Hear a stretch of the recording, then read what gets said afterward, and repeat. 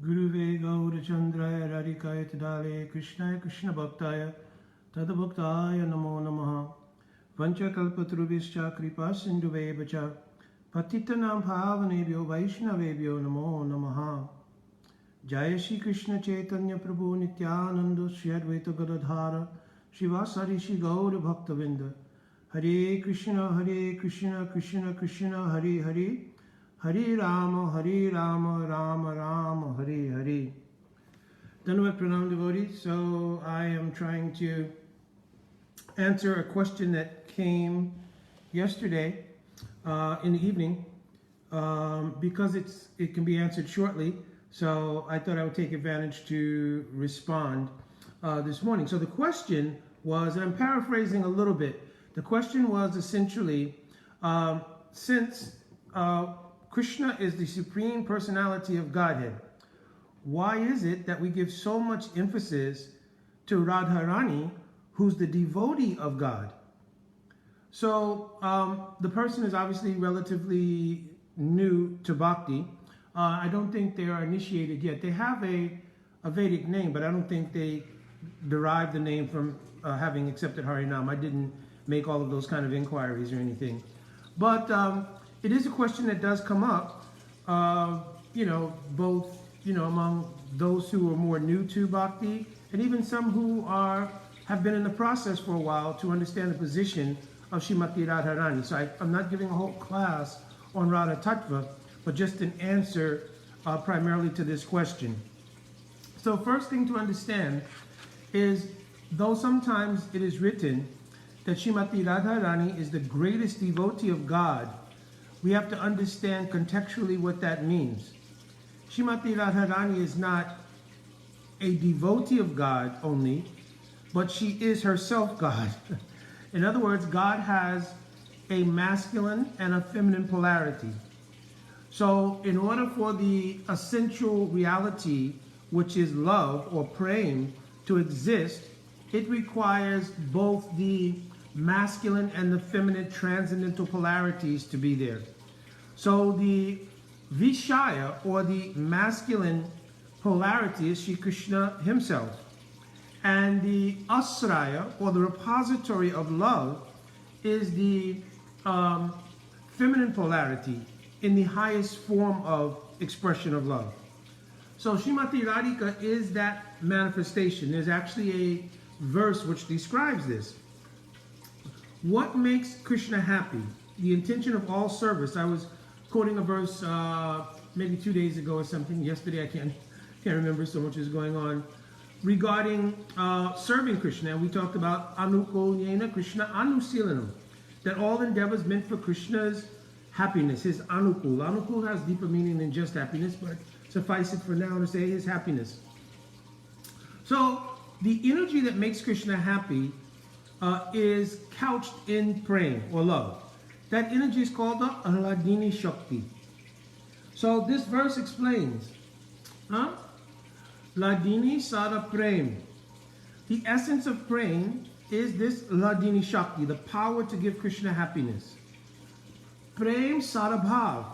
The essence of praying is a bhav. It's a spiritual emotion, right? And bhav also has a greater, more elaborate expression here, because bhav is also the repository of the ingredients that create rasa. Rasa is how happiness manifests in variety. I'm sort of giving a general understanding. So, Ladini Sara Prem, Prem Sara Bhav.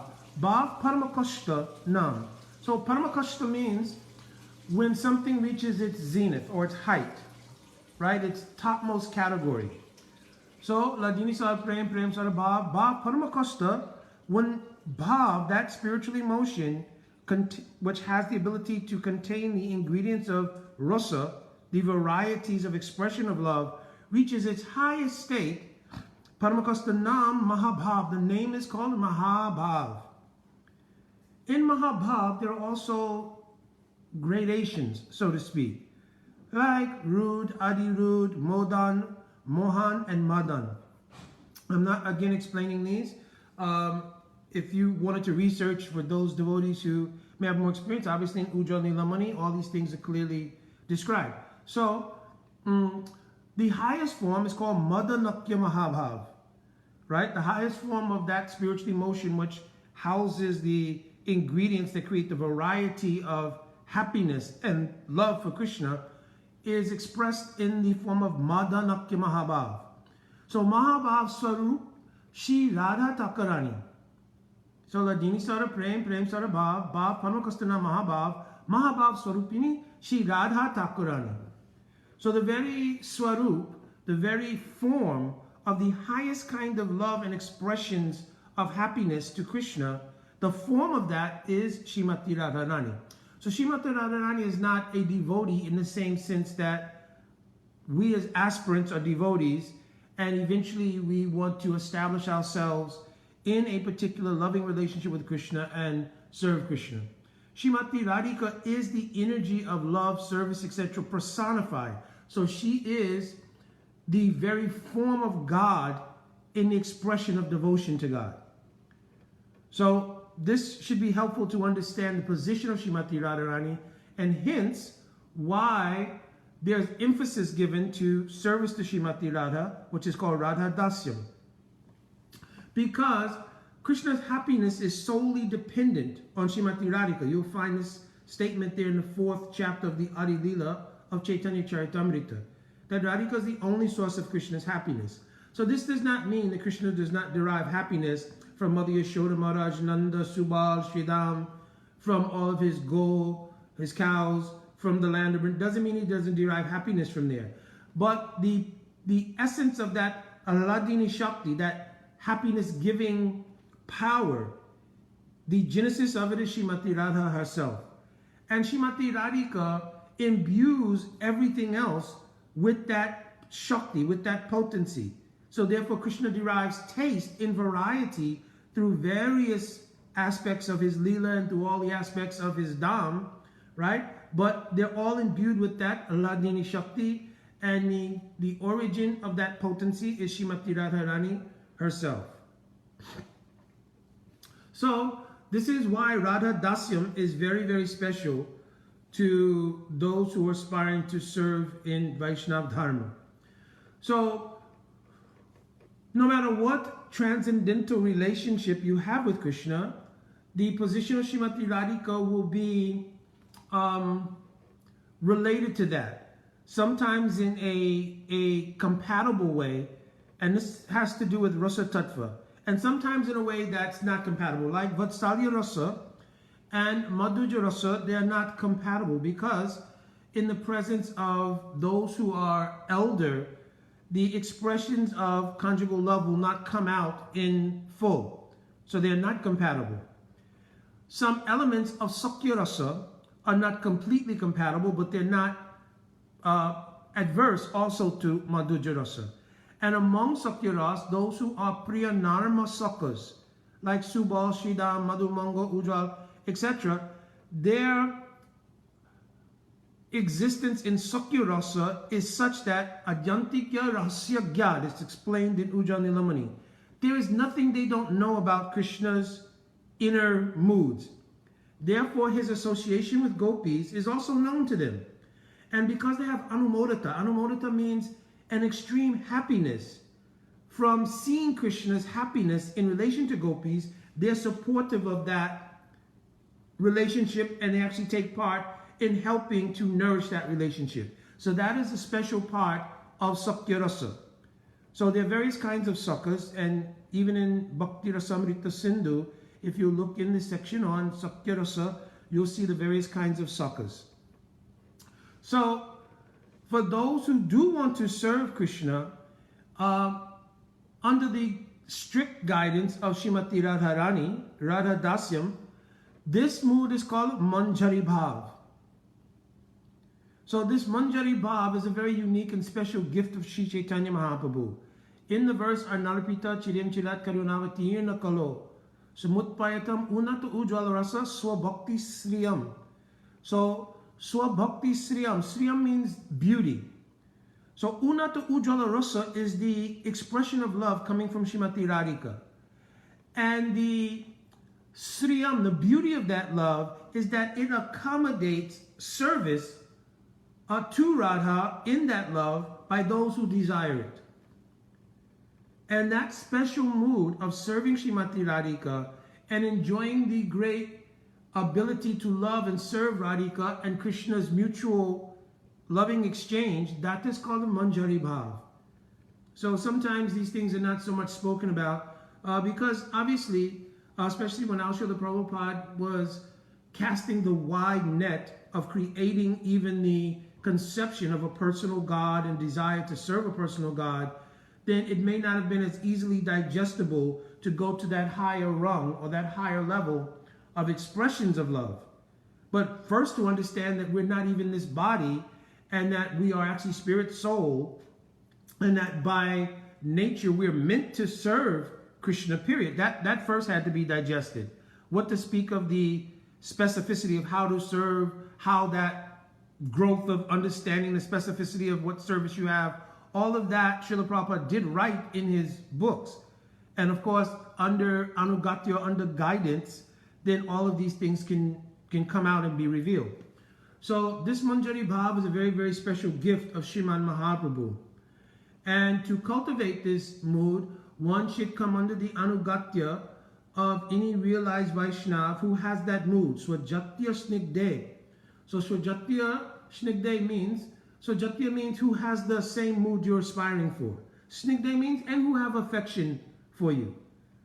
So because ultimately the relationship between Guru and disciple is called Vishramba. Vishramba means a mood of intimacy in which you can fully give your heart, nothing held back, no secrets, just fully giving your heart to Guru in a deep loving relationship, because this is the very first time any jiva really experiences what is love. When we meet Sadhu Guru, it is the first time we have any experience of what is actually unconditional love. Prior to that, the exchanges we've had in the material world, they are called Kaitava Prem. So Kaitava Prem here means the various levels of cheating, right? It doesn't always have to be gross manifestations of exploitation from one person to another, but because we are conditioned beings, naturally conditions arise in our dealings of so-called love, therefore it's expressed. Kaitavam rahitam prema na prema manushaloke. So in the material world, it's not real love.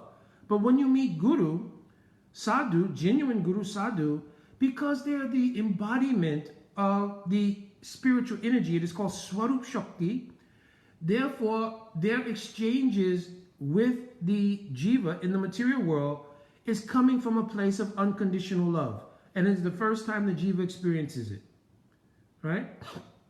So finding someone who has swajatya, the same mood you aspire for, taking their shelter, and gradually through the process of bhakti from Shraddha to Sadhu Sangha to Bhajan Kriya, and by the influence of Bhajan, anarthas are removed, Nishta will take place.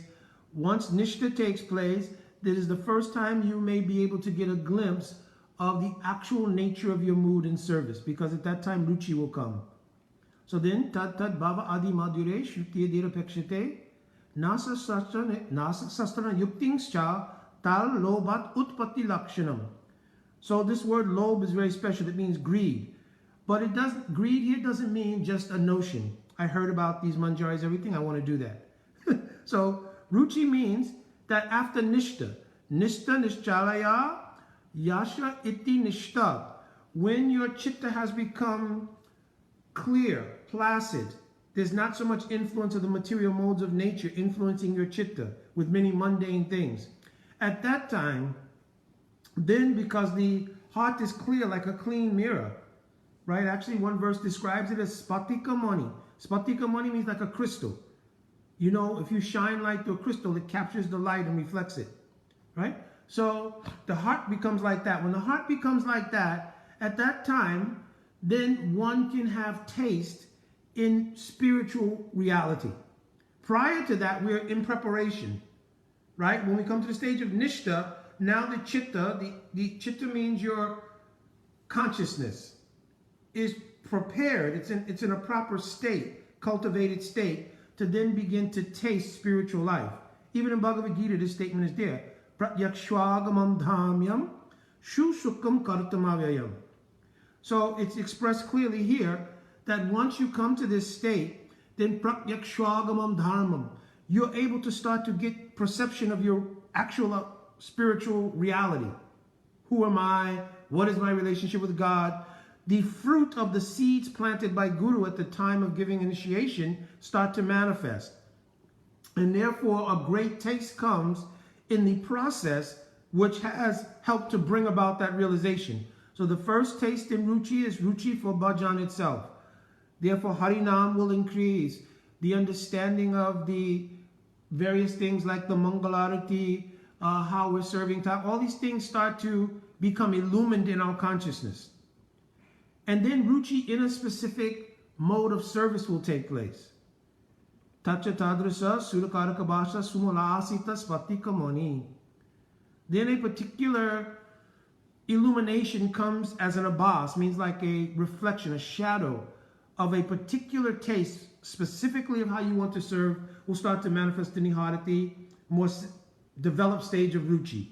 And then the object of that Ruchi, the object of that taste means the object of bhajan, it's called bhajaniya, means Radha and Krishna, Yugul, or whatever rasa you have, if it's in Sakya Ras, whatever it might be, that starts to become clear in the heart.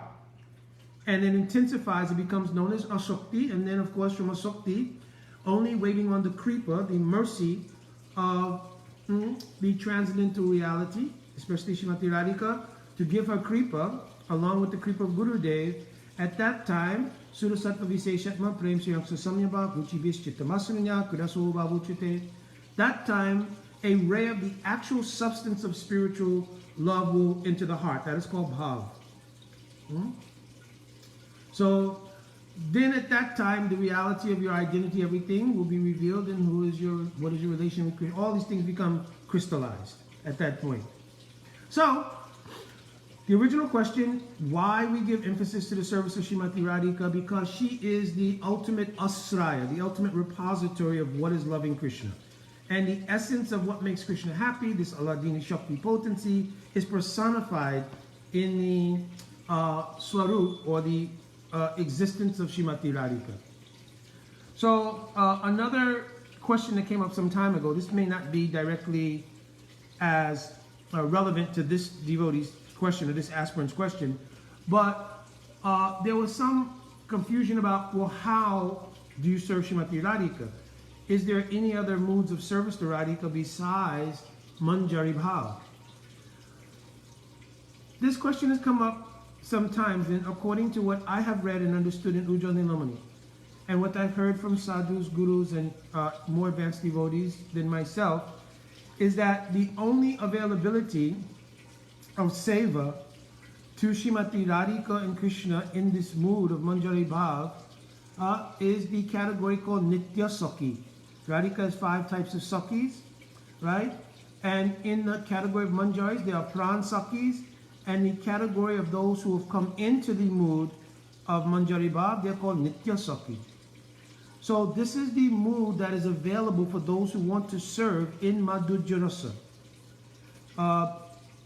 Maybe at a future time we can go into bring out the verses from Ujjwal Nilamani, explaining what the position of the other Sakhis are. Like obviously Parama Presta Sakhis, like Lalita Visakha, etc. The Priya Sakhis, right? Then you have Pran Sakhis, and you have Nitya Sakhis, etc. So, point here being that what is available to the jiva in terms of a desire to serve in that mood, it is called Manjari Bhav, and it is Nitya Sakhis. All right, so hopefully that was helpful to the aspirant, because I don't think the name, by hearing the name, I don't repeat people's name who ask questions, but it doesn't sound like a name that had been given by anyone within our Gaudiya line here. But still, because it's related to Narayan, really, the name is related to Narayan, still one should be happy if you have that name. If you are not initiated, like I said, I did not inquire on the message that you sent me, consider, starting to search. If you have very deep interest in Krishna consciousness, start to search out reading more books related to Krishna consciousness. This was a relatively high question if you are just beginning the process, but if you've been around for a while, I understand. And basically from your writing, it seems like you've been around a little while. So it might not be a bad idea to then now start to situate yourself, finding a suitable, realized, pure Vaishnava, and then having the ability to have that guru and disciple relationship where this kind of communication becomes even more effective, because now between guru and disciple, things are not only transmitted as intellectual understanding, but guru has the power, because he's imbued with Swarup Shakti, to allow what is communicated to enter into the core of the heart. And this creates a very, very deep samskar, it's called, or impression. And these samskars build even from life to life. They're not destroyed with the destruction of the body. Therefore, these samskars or impressions is what is built up that brings us to various points in bhakti in one life after another. So, all right, my Dandavat Pranam to all devotees. Today's the last day of Kartik Mahas, Bhishma Panchak. So hopefully everybody has a very, very blissful last day of Kartik. Again, please bestow your mercy on me to continue to serve my Guru Parapadma, our Guru Parampara. And again, any devotees, very senior devotees, can offer any illumination or corrections to anything I may have said that is incorrect. All right, my Dandavat Pranam. Vancha kalpatarubhyascha kripa sindhuvayevacha patitanam pavanebhyo vaishnavebhyo namo namaha. Radhe Radhe.